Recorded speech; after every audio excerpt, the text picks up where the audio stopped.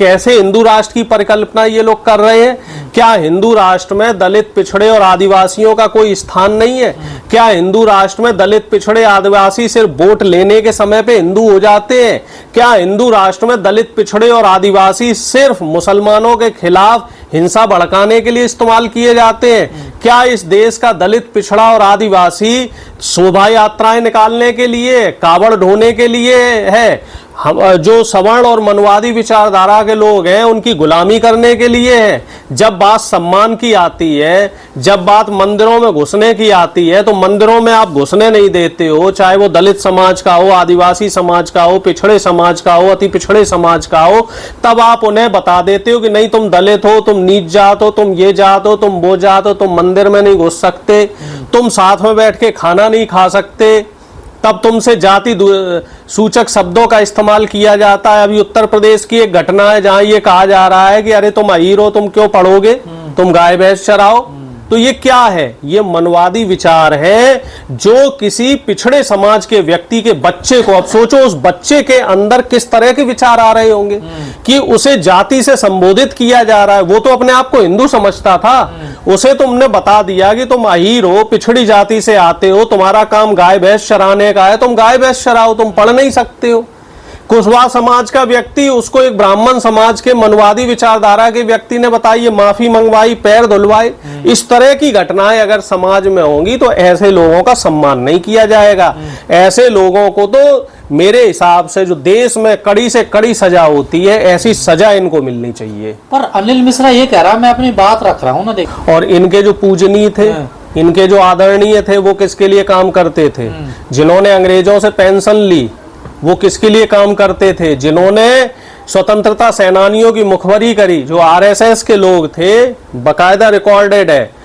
मैं विवादों में नहीं पढ़ना चाहता हूं, लेकिन मेरे शब्दों को इशारे में ही वो चीजें समझ लीजिए आप। जो इन लोगों के पुरुष रहे हैं, जिनको ये वीर बोलते थे, जो महापुरुष थे इन लोगों के, वो अंग्रेजों से पेंशन लेते थे। किस बात की तनख्वाह लेते थे?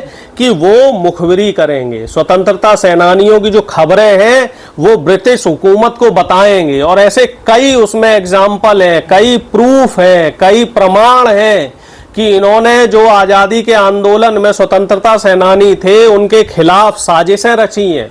उनको जेल डलवाने के पीछे, उनकी हत्या करवाने के पीछे उनकी साजिशों के, कई साजिशों के पर्दाफाश हुए हैं। भैया नाथूराम गोडसे कौन था?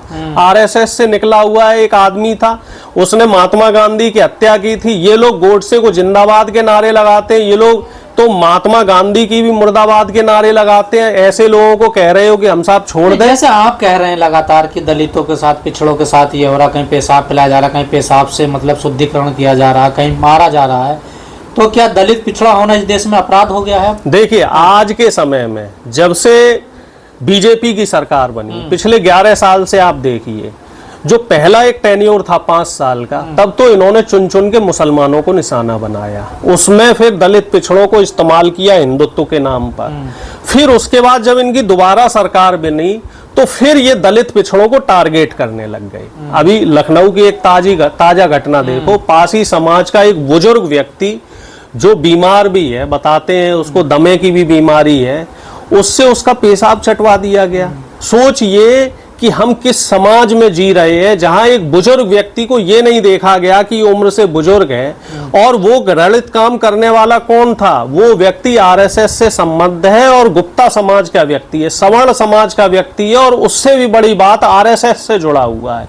और उसके बारे में ये भी बताते हैं कि वो 4 भाई है और चारों के चारों भाइयों ने पूरे क्षेत्र में इसी तरीके से दलित और पिछड़ों को प्रताड़ित किया हुआ है, परेशान किया हुआ। इससे पहले इटावा की घटना आप लोगों ने देखी, वहां पे एक यादव पुजारी, क्या पूजा पाठ करने का अधिकार सिर्फ सवर्णों को है? क्या दलित पिछड़े पुजारी नहीं बन सकते? क्या दलित पिछड़ा कोई शंकराचार्य नहीं बन सकता? शंकराचार्यों के भी बयान आते हैं कि जो ब्राह्मण समाज का व्यक्ति है उसी को पूजा पाठ करने का अधिकार है, वही हिंदू है, वही पुजारी बन सकता है मंदिर का, वही शंकराचार्य बन सकता है, वही जितने धार्मिक अनुष्ठान है वो कर सकता है, और वही जन्म से महान है। ये लोग इंसान को जन्म से महान बनाते हैं, जबकि संविधान, जो देश का संविधान है, जो देश का लोकतंत्र है, जो देश का प्रजातांत्रिक जो ढांचा है वो व्यक्ति को कर्म से महान बनाता है। अगर कोई व्यक्ति के कर्म महान है, वो पढ़ने लिखने में तेज है, वो आईएएस अधिकारी बन रहा है, कोई सुप्रीम कोर्ट हाई कोर्ट में जज बन रहा है, तो क्या वो व्यक्ति महान नहीं है? अभी सुप्रीम कोर्ट में गवई साहब चीफ जस्टिस हैं, तो क्या वो महान नहीं है? क्या उनकी जाति की वजह से आप उनको नीचा दिखाओगे? क्या उनके दलित होना पाप है? वो दलित है तो आप उनको जूता मारोगे? क्या कोई व्यक्ति जो पिछड़े समाज से आता है वो सिर्फ इसलिए पुजारी नहीं बन सकता या पूजा नहीं कर सकता है कि वो पिछड़ी जाति से है? ऐसा समाज आरएसएस और बीजेपी द्वारा क्यों बनाया जा रहा है? क्यों? क्योंकि इन लोगों की जो शुरू से विचारधारा रही है, आप इनकी विचारधारा समझिए।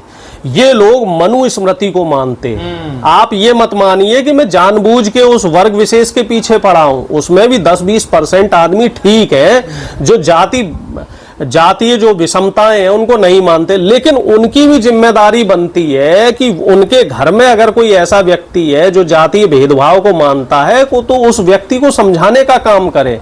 आखिर पिछले 11 सालों में ये जातीय विषमता और जातीय द्वेष क्यों बढ़ रहा है?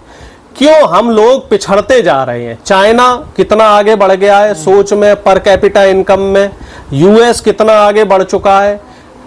अमेरिका के साथ साथ जो यूरोप है वो भी बहुत डेवलप हो चुका है। हिंदू राष्ट्र की तरफ तेजी से बढ़ रहा है। हमें हिंदू राष्ट्र नहीं बनना है, हमें विकसित राष्ट्र बनना है। जो भी राज्य या जो भी गणराज्य या जो भी देश कट्टरपंथ की तरफ बढ़ा है, चाहे वो श्रीलंका रहा हो। श्रीलंका का विनाश क्यों हुआ? क्योंकि वो भी कट्टरपंथ की तरफ बढ़ रहे थे कि तमिलियंस आएंगे, क्रिश्चियंस आएंगे, मुस्लिम आएंगे तो हमारा देश कमजोर हो जाएगा, हमारा धर्म कमजोर हो जाएगा।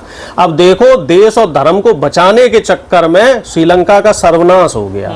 बांग्लादेश की इकोनॉमी अच्छी जा रही थी, लेकिन वहां पे इन्होंने हिंदुओं को टारगेट करना शुरू किया। वहां पे 17-18% हिंदू था, तो बोले जी नहीं, मेजॉरिटी खतरे में हिंदुओं ने वहां मुसलमानों को टारगेट कमजोर कर रहे हैं। तो अब वो लोग भी कट्टरपंथ की तरफ बढ़ गए और देखिए क्या हालात हो गए। हिंदुस्तान और पाकिस्तान साथ में आजाद हुआ, लेकिन आज की तारीख में पाकिस्तान का और अफगानिस्तान का क्या हाल है? क्यों? क्योंकि ये दोनों देश कट्टरपंथ की तरफ बढ़ रहे हैं। ऐसे ही आप मिडिल ईस्ट में कई देश देखो, ईरान, इराक जैसे तमाम ऐसे देश हैं जो 80 के दशक में बहुत डेवलप्ड थे। भारत में लेकिन अब उन देशों में भारत में क्या होगा? दलित पिछड़ों का उन्हें तो पीटा जा रहा, मूता जा रहा है, जूते मारे जा रहे हैं, सुसाइड कर रहे हैं। जब तक ये मनवादी विचारधारा की सरकार है, जब तक आरएसएस और बीजेपी के लोग सत्ता में बैठे हैं, तब तक ऐसे ही दलित, पिछड़े और आदिवासियों के साथ अत्याचार होगा। उनके मुंह पे पेशाब किया जाएगा, उनको पेशाब पिलाया जाएगा, उनको पेशाब चटवाया जाएगा, उनको कुर्सी और चारपाई पे बैठने पे मारा जाएगा, उनको मूछ नहीं रखने दी जाएगी, उनसे पूजा पाठ करना उनके लिए दंडनीय अपराध हो जाएगा। ऐसा जो जातीय भेदभाव है ये तब तक होगा जब तक इस देश में बीजेपी और आरएसएस संचालित सरकार है। सरकार को बदलना होगा, तभी लोकतंत्र मजबूत होगा, और इस सरकार को कोई एक व्यक्ति नहीं बदल सकता। जब तक ये हमारा जो 90% दलित, पिछड़ा, आदिवासी है ये एकजुट नहीं होगा, ये इकट्ठा होकर संविधान के महत्व को नहीं समझेगा कि संविधान की ताकत है जो आज हम लोग पूरी दुनिया के साथ बराबरी से चल रहे हैं। लोग तो हर पार्टी में है ना, देखिए हर समाज में है, तो सब जगह मनवादी सोच के लोग हमारी बिरादरी में भी, हमारे यादव समाज में भी कई लोग मनवादी हो गए जो थोड़ा रुपए पैसे से मजबूत हो गए। तो उसको कैसे बदला जाएगा? जाटव समाज में भी कुछ लोग मनवादी हो गए हैं, तो उस सोच को कैसे बदला जाएगा? सारा देखिए, जो लोग मनवादी विचारधारा की ओर बढ़ रहे हैं, कोई ऐसा नहीं है। पहले तो हम लोगों को ये चीज क्लियर समझनी पड़ेगी कि मनवाद और जातिवाद में फर्क है।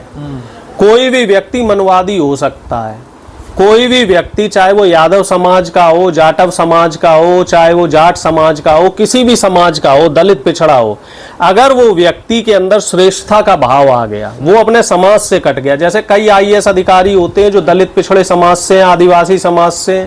आईएएस अधिकारी बनने के बाद वो अपने रिश्तेदारों, नातेदारों को भूल जाते हैं क्योंकि वो गरीब रह जाते हैं। तो ऐसा व्यक्ति मनवादी विचारधारा का शिकार हो जाता है। जो व्यक्ति समाज से कट गया, जो व्यक्ति अपने आप को श्रेष्ठ समझने लगा, जो व्यक्ति रहन सहन के हिसाब से लोगों के बीच में रहने लगा, तो वो व्यक्ति मनवादी विचारधारा का ग्रसित विचलित हो जाता है। और ऐसे व्यक्ति का सिर्फ और सिर्फ एक ही इलाज है कि उसको बैठा के समझाया जाए कि भाई 2 साल पहले, 4 साल पहले, जब तक तुम्हारी ये नौकरी नहीं लगी थी, जब तक तुम्हारे पास ये धन संपदा नहीं आई थी, तब तक तुम्हारा भी ये जो ऊपर बैठे हुए लोग हैं सामाजिक बहिष्कार कर रहे थे। अब तुम्हें जो समाज में इज्जत मिल रही है वो संविधान की वजह से मिल रही है, वो बाबा साहब की देन है। तो अब अगर तुम लोग भी ऐसे जातीय द्वेष भावना करोगे तो तुम में और उन मनवादियों में क्या फर्क है? तुम भी तो नव मनवाद के शिकार हो गए हो। तो जो मनवाद है इससे भी कहीं ज्यादा खतरनाक नव मनवाद है, जो हमारे दलित, आदिवासी और पिछड़े भाई सरकारी नौकरियों में चले गए हैं, बिजनेस व्यापार में पैसा कमा रहे हैं, और समाज के जो गरीब व्यक्ति रह गए हैं, जो हमारे रिश्तेदार नातेदार जो कहीं ना कहीं पिछड़े रह गए हैं, और उनसे वो जो दूरी बना लेते हैं, तो वो भी बहुत खतरनाक है। तो इस चीज से भी हमें बचना है। और इस तरीके की जहां भी हमें दिखती है कि कहीं कोई दलित शोषित व्यक्ति के ऊपर शोषण कर रहा है, तो उसके खिलाफ हमें मिलकर आवाज उठानी है। आज की तारीख में सोशल मीडिया में वो ताकत है कि वो बड़ी बड़ी सरकारों को गिरा सकता है। कई देशों की सरकारें हिल गई हैं, गिर चुकी हैं, और वो सोशल मीडिया की ताकत है। नेपाल इसका उदाहरण है और तमाम देश इसका उदाहरण है। तो हमें अपने संविधान की जो ताकत है, जो हमें बोलने की आजादी हमारे देश के संविधान ने दी है, इस ताकत का सदुपयोग करके ऐसे मनवादी विचारधारा के लोग जो दलित, पिछड़े, आदिवासियों पे अत्याचार करते हैं, इनके खिलाफ संवैधानिक तरीके से बोलना है। और ना सिर्फ बोलना है, इनका सामाजिक बहिष्कार भी करना है। जो व्यक्ति इस देश में संविधान को नहीं मानता है, जो व्यक्ति इस देश की लोकतांत्रिक व्यवस्था को नहीं मानता है, जो व्यक्ति बाबा साहब भीमराव अंबेडकर का अपमान करता है, उस व्यक्ति को इस देश में रहने का कोई अधिकार नहीं है, चाहे वो किसी भी जाति का हो, किसी भी धर्म का हो, किसी भी समाज का हो। और खास तौर से ऐसी आरएसएस की मनवादी विचारधारा के व्यक्तियों का इस देश में कोई स्थान नहीं है। और अगर बात करी जाए इस एडवोकेट की, तो इसकी जो सोच है, इसके जो विचार हैं, इसके जो आचार है, इसका जो आचरण है, वो पूरा का पूरा संघी और मनवादी है। ये महिलाओं का सम्मान नहीं करता, ये देश के दलित पिछड़ों का सम्मान नहीं करता, ये बाबा साहब भीमराव अंबेडकर को गाली देता है, जो संविधान निर्माता है, जो इस देश की 90% आबादी के महापुरुष हैं, जो 90% इस देश की आबादी वो उन्हें भगवान की तरह पूजती है, उनका अपमान कर रहे हैं। तो जब आप संवैधानिक व्यवस्था को बनाने वाले संविधान रचयिता का अपमान कर रहे हो, तो निश्चित रूप से आप एक ऐसी विचारधारा को आगे लेके चल रहे हो जो इस देश को तोड़ने वाली विचारधारा है। अगर हम बात करें मनवादी विचारधारा की, आरएसएस की विचारधारा की, तो इनकी विचारधारा देश को तोड़ने की है, देश को जोड़ने की नहीं है। क्योंकि आपको ध्यान हो, इन्होंने पहले तो तिरंगे का बहिष्कार किया, उसके बाद इन्होंने संविधान का बहिष्कार किया, फिर ये राग अलाप रहे हिंदू राष्ट्र का।